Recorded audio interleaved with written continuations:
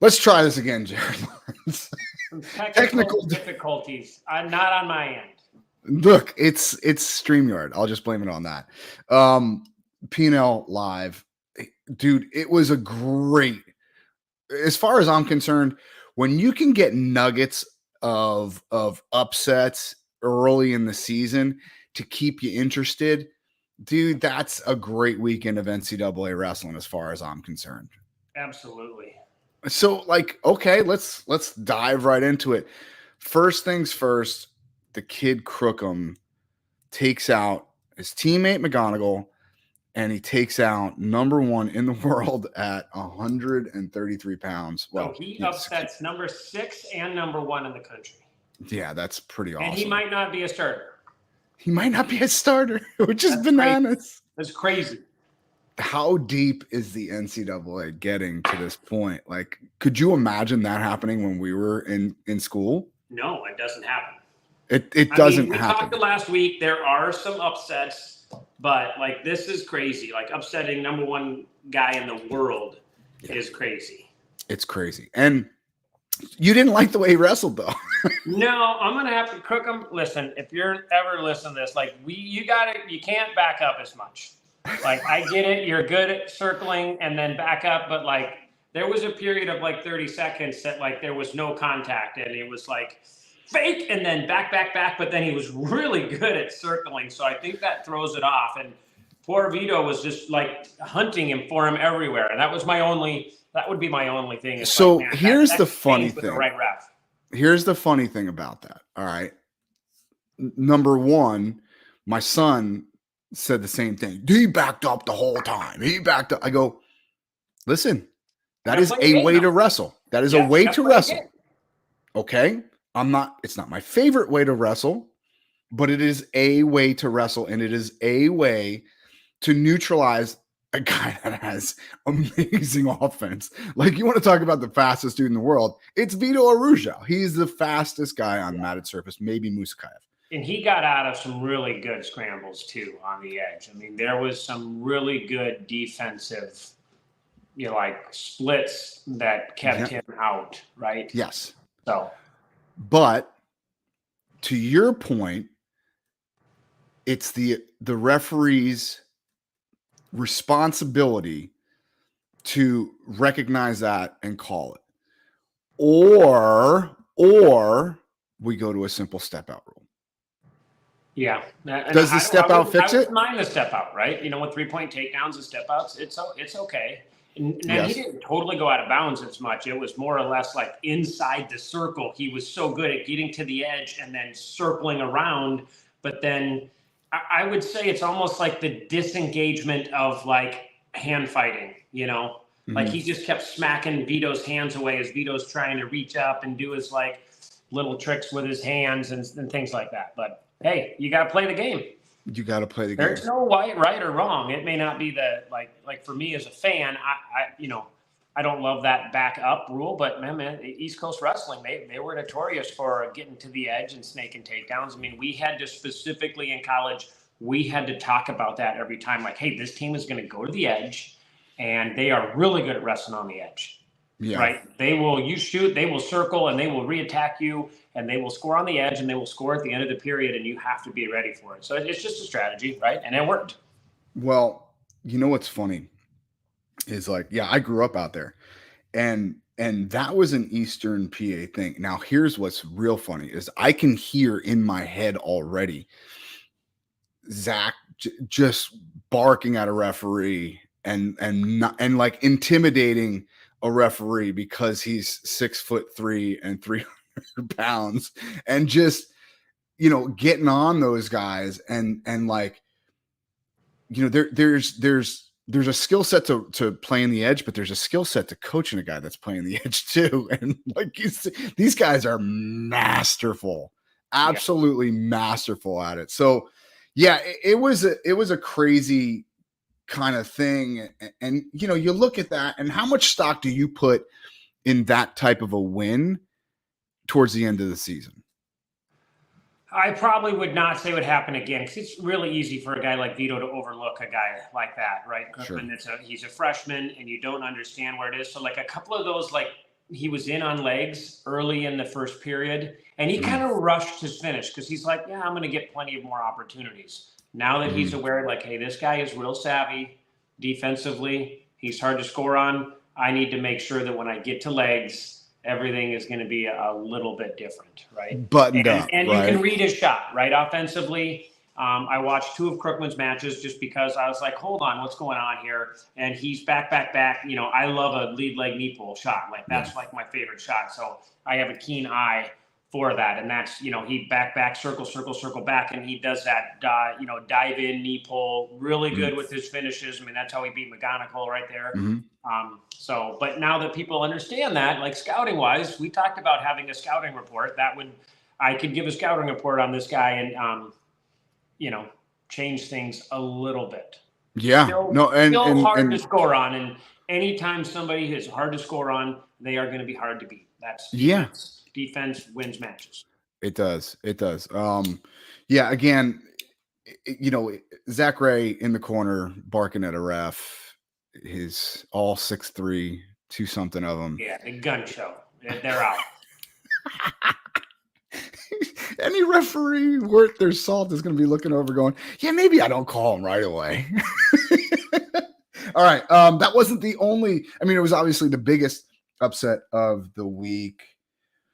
What else? Matt Ramos. Okay. So let me ask you this. Camacho beats Matt Ramos.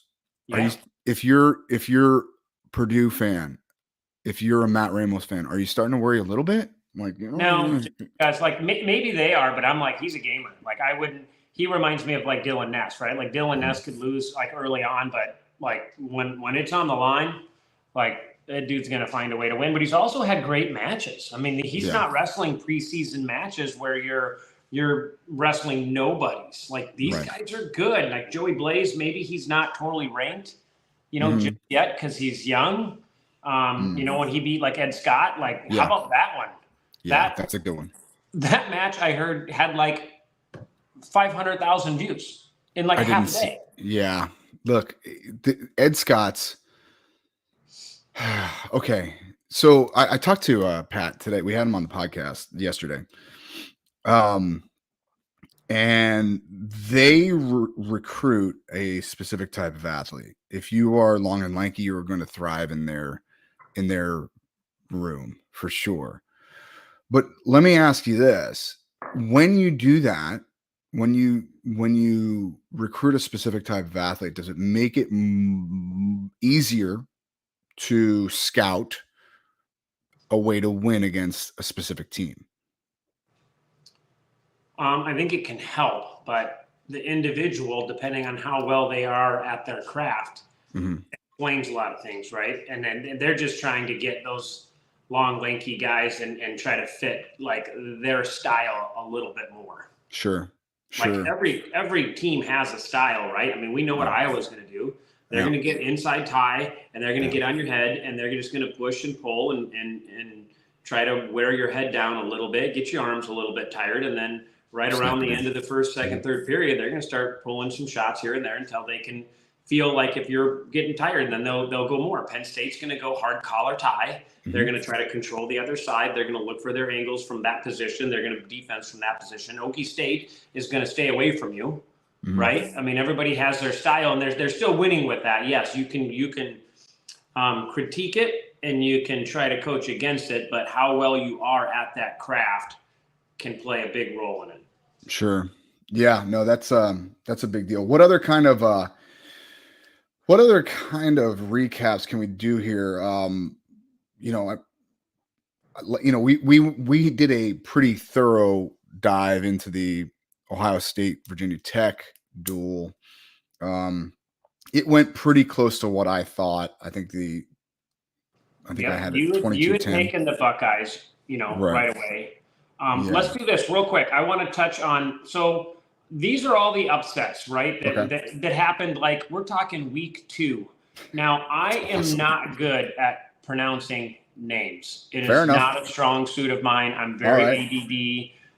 The only place I can focus is actually on wrestling technique. The rest of my life is a disaster, right? So You know, you got Crookham, he wins. Joey Blaze beats Ed Scott, who's number 5. Ramos gets beats again, but it's an upset, but it's number 8 versus number 3. That's not a terrible, upset. That's just one that just happened to get a lot of hype, which is awesome. It is technically an upset. All right. It is. What is this? Josh, is it Coderham maybe? He's 19. He beats Cole Matthews, right? Mm-hmm. You got, is it Stefan Little who beats number 8, Jackson Smith? I mean, these are 18, beating guys. They're all like top 20 guys, but Nathan Taylor beats number 7, Owen Treppen.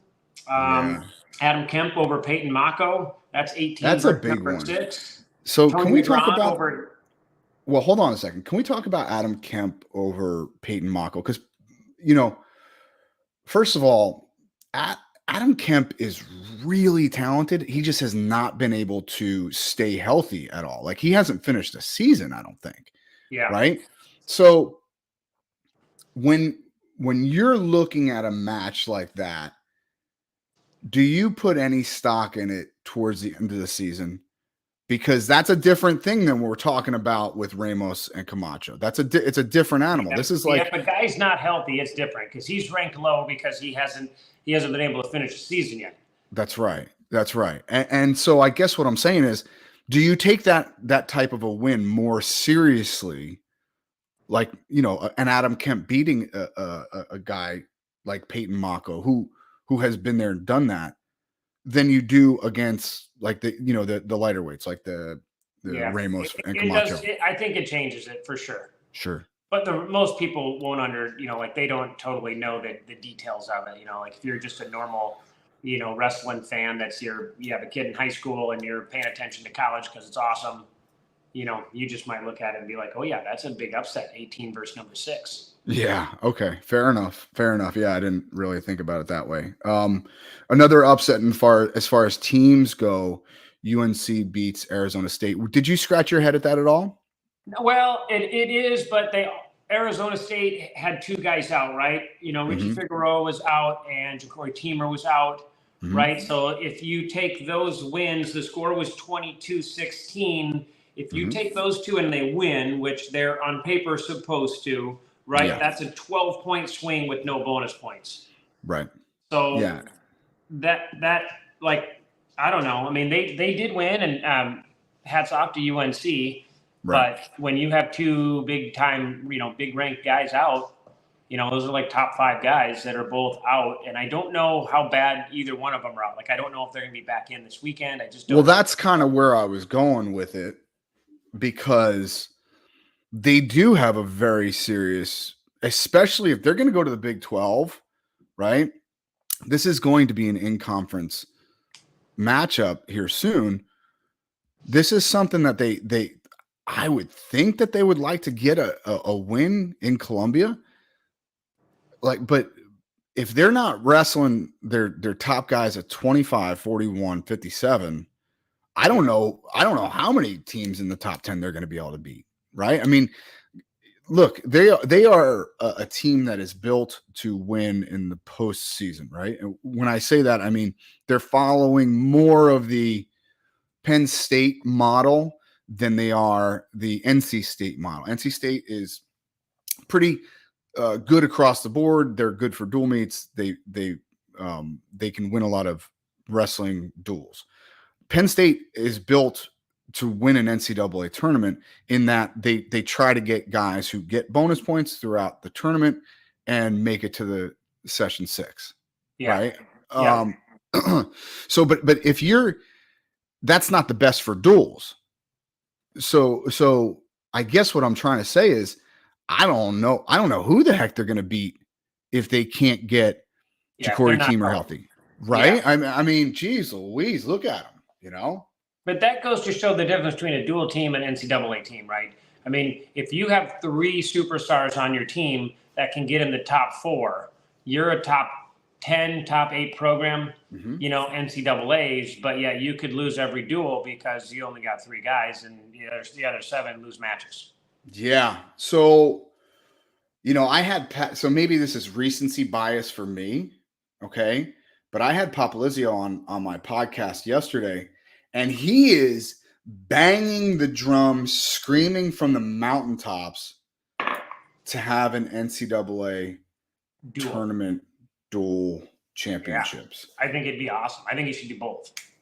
Like they kind of used to, right? But just I like the national duels was just a select few. It would be awesome right around that time because January's like it can be kind of a dead period, right? Other than you have big duels and big things happen here. That would be something really cool to just showcase and just have a awesome, like, top 32 team dual tournament.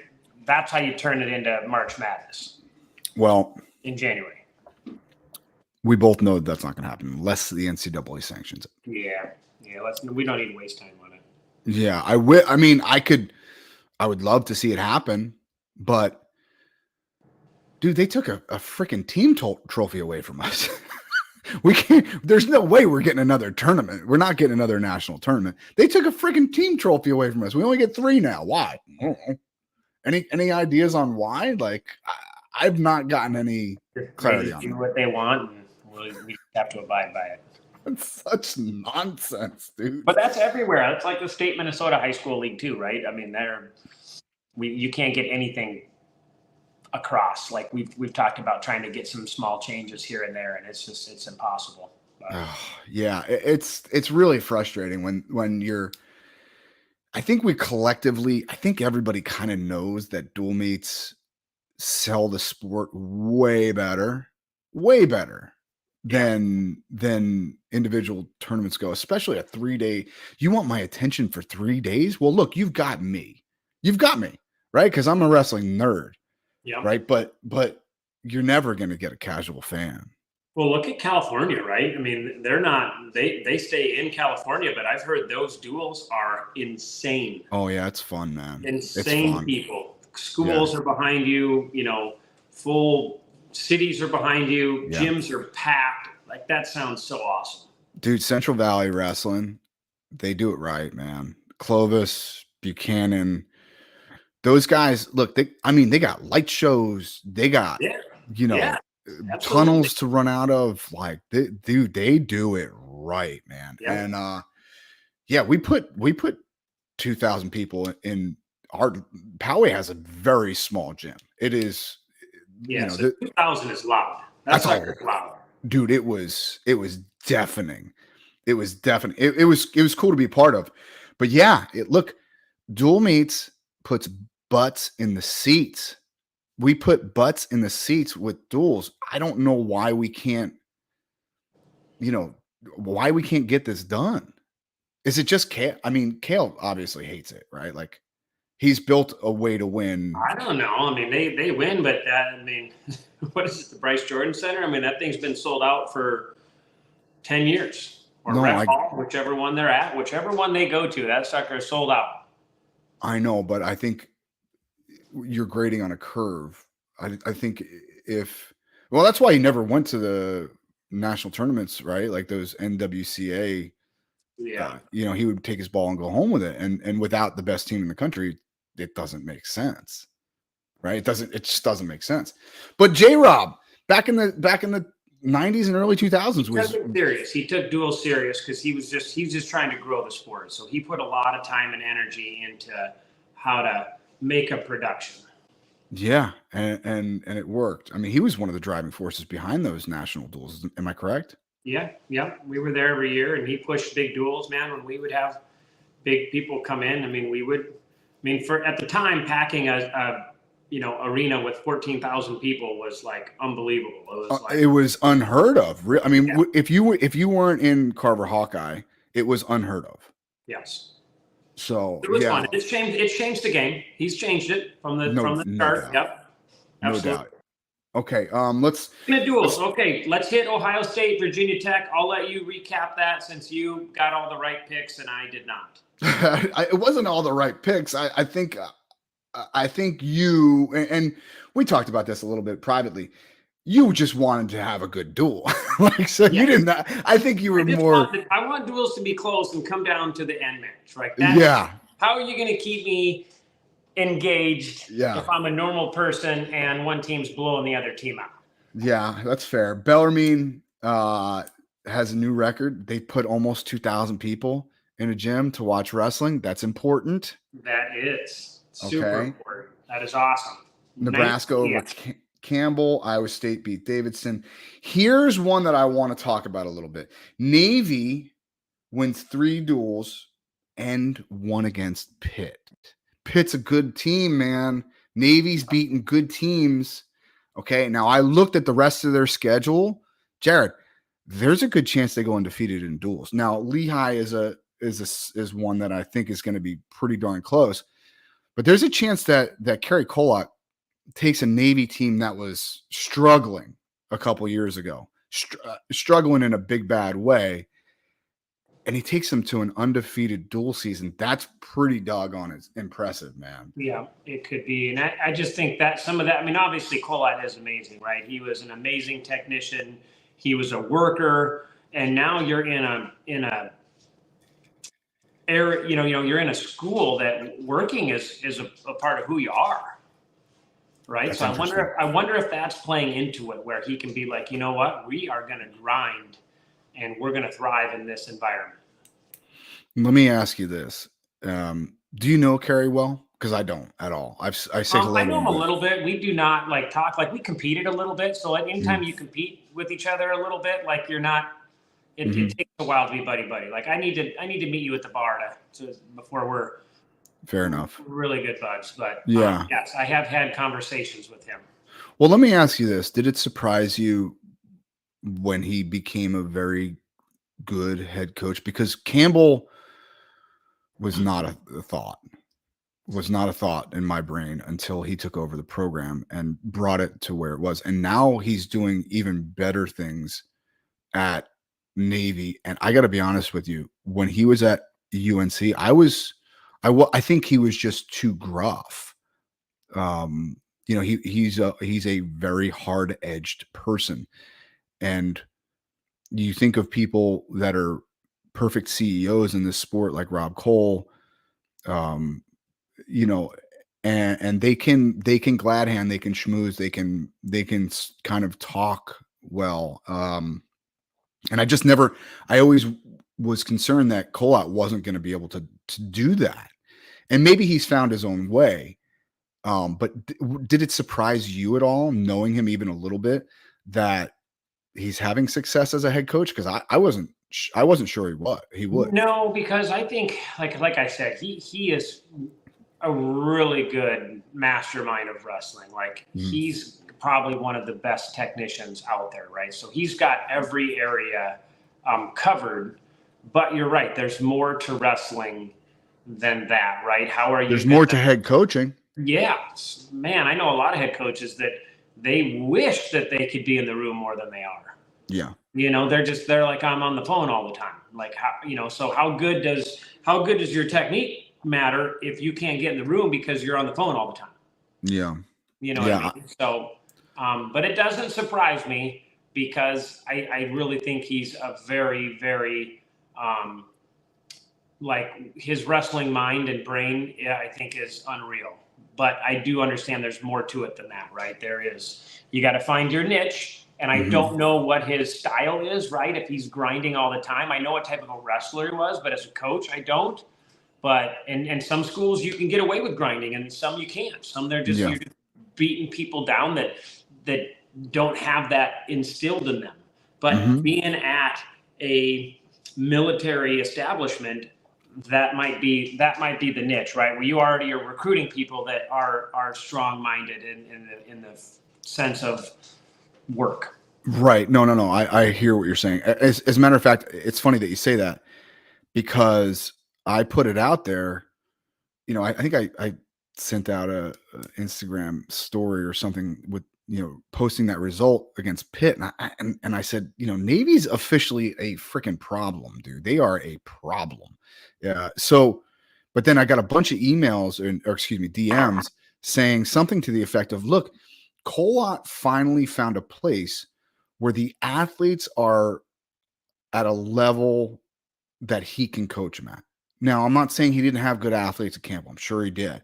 But you're getting a level of kid, and you probably nailed it when you said they're just mentally prepared to do the type of work that he's going to ask of them immediately.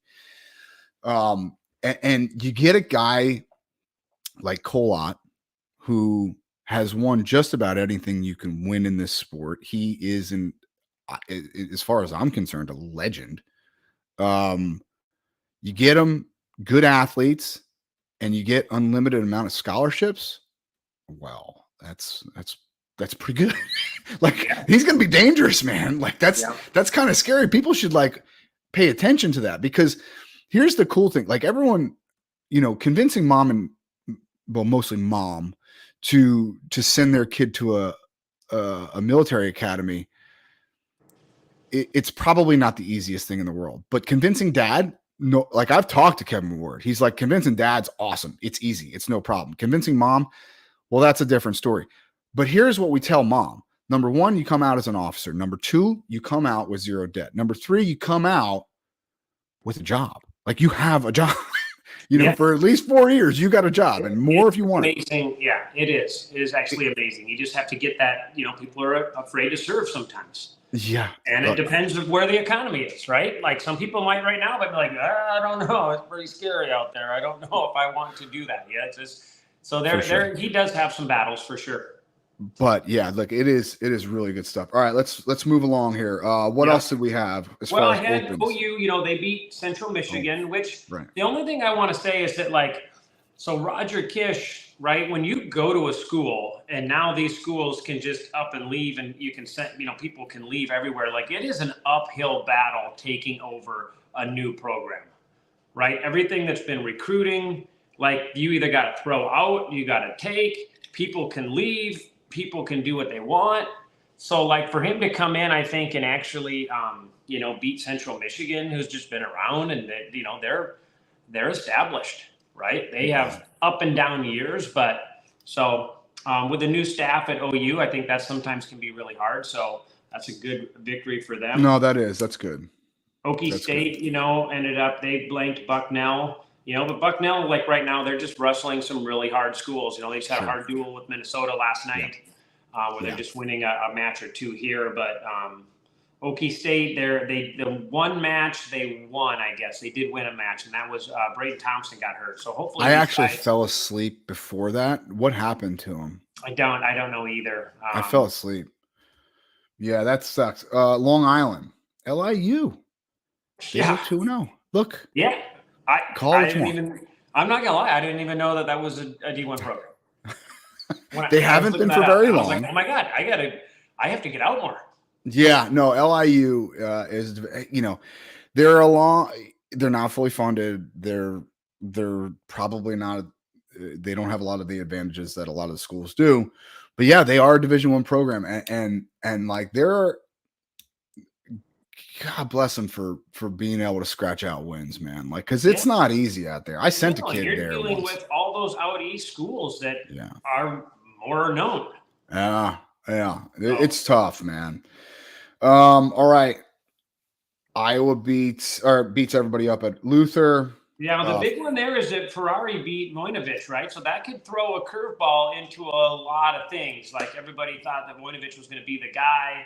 Here comes the Ferraris in. Now they're winning, and like who knows who's going to get thrown out?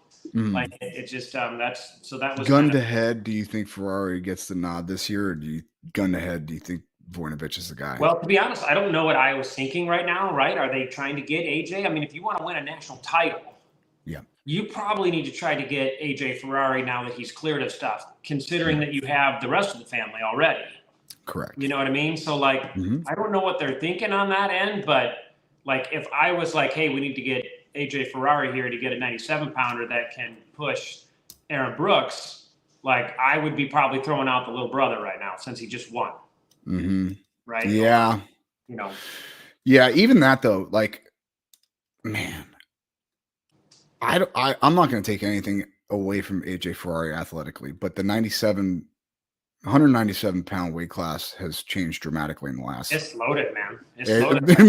Like, I thought Minnesota was going to bump, Isaiah Salazar up to 97 because I think he's kind of big, and then you look at it and you're like, no, don't do that. No. Let's stick at 84 there, bud. Hey, let's put the hamburgers down. Okay, let's pick up some chicken. Michigan State, Wisconsin. It's just they had a lot of schools there, but like again with these opens, you just don't know how many starters they have, right? So Wisconsin had 2 champs, Central Michigan had 2 champs. Oh, you had 3 champs, but those are, I mean, like 3 champs for Oklahoma University. Like that's another great point on Roger Showing, Kiss. yeah. That's good. It's a good showing, no question. Bison Open. Yeah, it was just basically Minnesota and NDSU. Like I said, I talked about it last week. It's that tournament needs to probably be hyped. But you got coaches that are switching over, right? So you got Obi Blanc that just took over. He's got a lot of other things going on than trying to recruit people in for his Bison Open, most likely. So that can very well be what it is. Tiger Style Open. Mizzou has 11 finalists. Yeah, they had 11 finalists, but look who took second. That's a big deal, dude. Bingo. That's a big deal. Little Rock took second. That's a big deal, dude. You want to talk about a team that, like a brand new wrestling team in the NCAA at Division I level, who does have some advantages. Look, they are fully funded. They have a real nice wrestling room. They have a real nice locker room. They have a sauna. They have a weight room. These guys have advantages. It is only a matter of time until that is no longer a secret and they start pulling in major recruits, because somebody's going to go. Here's the what I think is going to be an avenue for success for a team like Little Rock. Somebody goes to Penn State, somebody has a small amount of success there, and then they get recruited over, and then they go into the portal, and then they wind up at a Little Rock, and they go beat the Penn State guy that took their spot or whatever. And like, so I think that is a recipe that some of these smaller mid-major schools can really follow if they want to just put themselves on the map immediately. Look at what Cal Poly did with Evan Wick, right? Not that he got recruited over, but he graduated. He wanted to go back to California. He goes into the portal. He goes to Cal Poly. He does well. I think that kind of a recipe, while it doesn't always fit the traditional norm, I think it's a way for some of these teams to kind of announce themselves onto the big stage. No? Yeah, absolutely. All right. What else we got? Penn State rolled. For them, though, and that's not like a rinky-dink tournament. Like, that has a lot of good wrestlers in it. I agree 100%. Yeah. And Missouri themselves, like, that's a pretty good, tournament. Penn State, they rolled through theirs. They went undefeated from 141 on up, right? Which is not anything unexpected. 25, like, that's Penn State at the weight class of 125. I don't understand it. My theory is this: at 125, because these dudes are all like it's always like 10 people. I mean, like Jory Volk is a pinnacle guy. Pat McKee's a pinnacle guy, and they're really good. Yeah, but they're like, like, I don't even know where Jory is. Like, he's like maybe 15th or something. Something like 17th, that. Yeah. Something like that. He's a world champ. I was just gonna say he's got a world title too. I wonder if Penn State is this smart where they were like, listen, 125 is so versatile that we are not going to put the energy into it. We're going to get people and you guys figure it out, but we just haven't had good luck there. So, like, we're not going after the best guy. The best guy could be 1 through 20. So, like, we're just gonna not do it. I don't know. Dude, could that be a thing? Could somebody be that smart? Oh my God. I hope you're giving them too much credit right now, because if you're not, that is scary. You're not giving them too much credit. 20 people at 125 that are good. Yeah. Like, really good. Oh, I never thought of it that way. So they might be like, listen, we're going to get guys, but it's just, we're not going to put in our resources there because it's an up in the air weight every year. That's funny, because here's the one thing. If I had to get in the ear of any dad that is going through the recruiting process with their son, the number one thing that I would try to impart on them is history at the weight, right? If you're a 125, you better go to either Iowa or Cornell, right? if you're a heavyweight and you're not a gopher, you're a daggone fool. You're a fool. Okay. I always kind of looked at it like, well, they just didn't have a lightweight coach in that room for the most part. But you might be right. They might just balk on it. They might be balking on 125. And if that's the case, then they are so much smarter than I I mean, I ever think gave they're them. going after it, right? I mean, they tried to get Spencer Lee, I believe, right? Yeah, sure. So, No, look, they are going out, and Robbie Howard was one of the top recruits in the country at the absolutely. time. Yeah. Don't forget about Nick Soriano. All the guys that are at 125 are like top. Yeah. I mean, Kurt McHenry's there. Braden Davis is there. I mean, those guys are all really good. Yeah. Look, there's no question.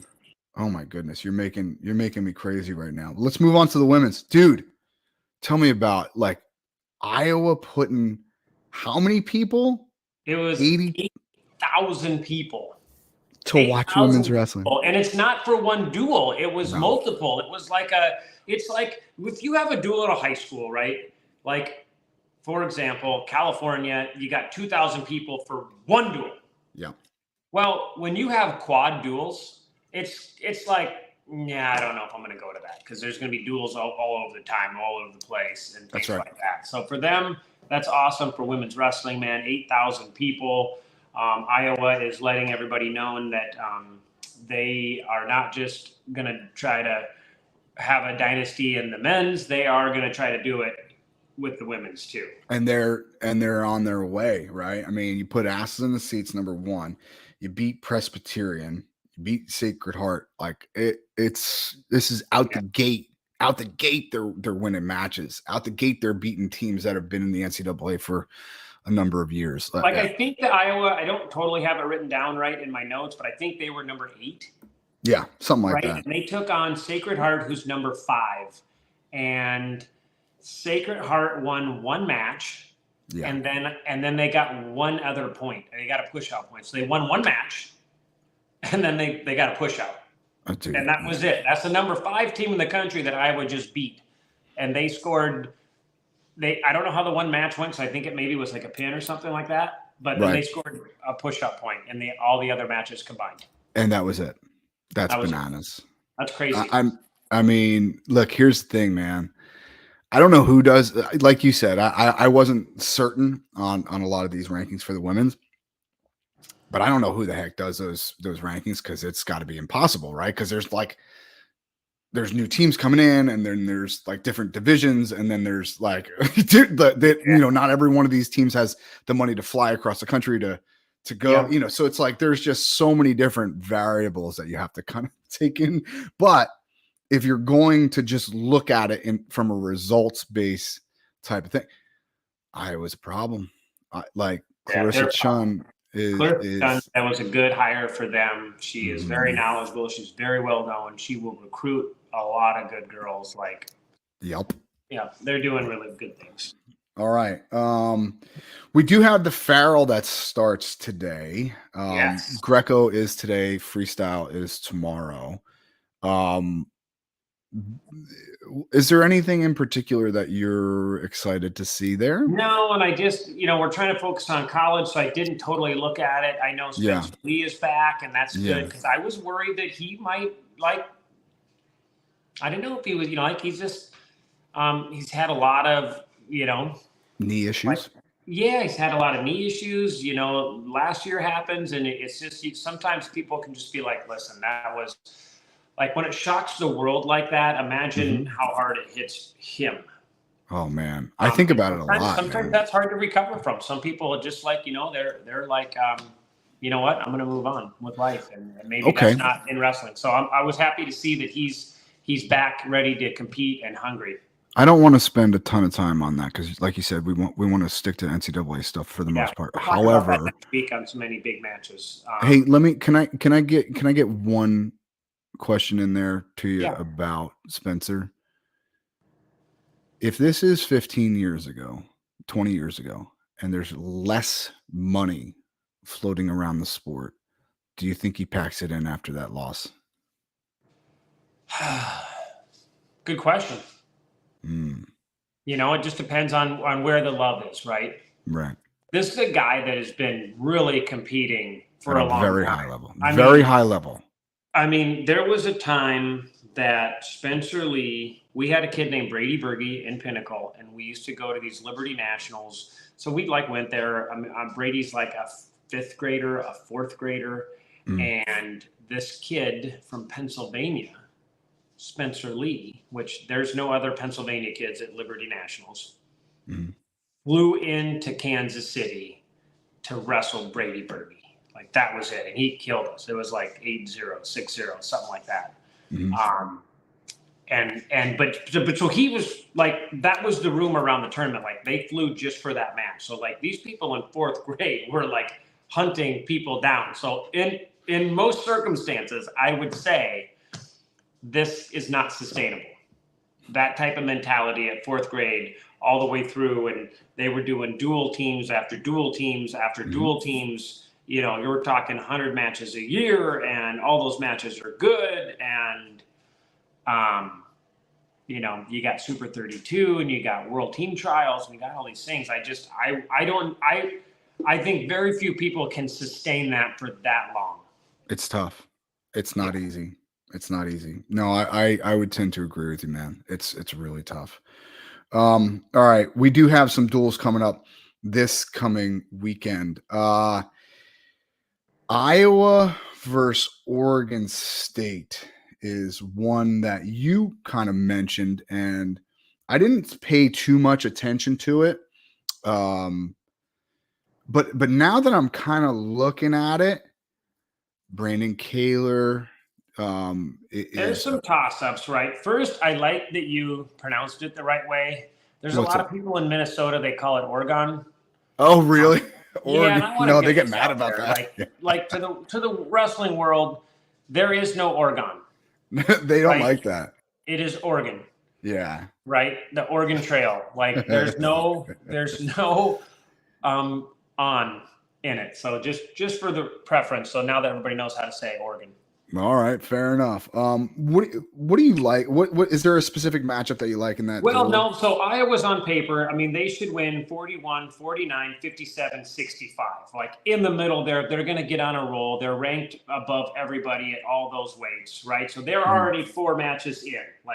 Like sure. You get 5, and some of those, let's be honest, are probably going to be bonus points. So like they only need to win 1 more, and they basically have the duel locked up. But then after 74, you know, Oregon State's on paper. They got 74, 84, you know, heavyweight they're supposed to win. So you have 3 matches, right? Ayala, Kaler, that's number 7 versus number 11. Like that is a very big match. That's a big match. Teskey versus Weisenhunt, you know, like neither one of those guys are really ranked. But Weisenhunt just beat Latona, so he's kind of coming off like thinking he's the man. Like that can play into it. So like those are 25 and 33 are huge. If Oregon State wants to win this duel, they need to find a way to get 25 and 33. And then they just need to win. Didn't Kaler take an early loss somewhere though, dude? Didn't Kaler take a ugly loss somewhere early? Could be. Yeah, I'm not sure of that. But yeah, that again, these are things that if you want to keep, like if you want to give yourself a shot, if you're Chris Pendleton, you want to give yourself a shot early, you have to really know that 25 and 33 are a big part of this duel. Because the back end of your lineup, in order to be even interested in this duel, they got to see the front side of the lineup really step up a little bit. Arizona State at Mizzou looks pretty darn interesting as well. The healthiness is the problem, right? We talked about this. Is Arizona State, can they put their guys in that were hurt? And I don't know how bad they're hurt. You know, Richie Figueroa hasn't wrestled, and Ja'Cory Teamer had to take a default. I don't know if they're in the lineup. If they're not in the lineup, that is a really hard duel for them to win. No doubt. But I do like the heavyweight matchup, just because it's such a, I don't know, it's a kind of a different, just a contrast in styles, right? Like you have the big lumbering type heavyweight in Colton Schultz, who will hang on your head, and he can scramble. He defensively, he's pretty darn good, but then Elam okay, is pretty versatile. I think he's got some decent offense. He can wrestle through some of these positions. Now he has not had success at all against Colton Schultz yet, but something tells me that, like, you put a kid like that in a wrestling room like Missouri's, which is very good. Like, they have a solid up and down team, and he can improve. And I wonder if, maybe he figures it out this time. Maybe Elam kind of sneaks a win out against a bigger, more accomplished. Now, Schultz has not wrestled this year, has he, or did he last week? I don't think he did. No, I don't think he has yet either. So I didn't know if he was hurt or if he was, Well, I think he might. Is he wrestling in the Farrell? I didn't know that, right? So I didn't actually didn't have his name down just because I didn't know that I just hadn't seen it.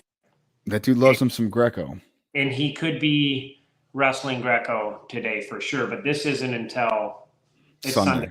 Yeah, so he should be in then, I would say, if he's not hurt. But that's the same thing, because Missouri is going to have, if Teamer is not in, you have Mahler, O'Toole, Peyton Mako, and then Clayton Whiting. I guess that's a big one, right? And then you have 97, you have the other Elam verse, another Pinnacle guy, by the way, Jacob Meissner.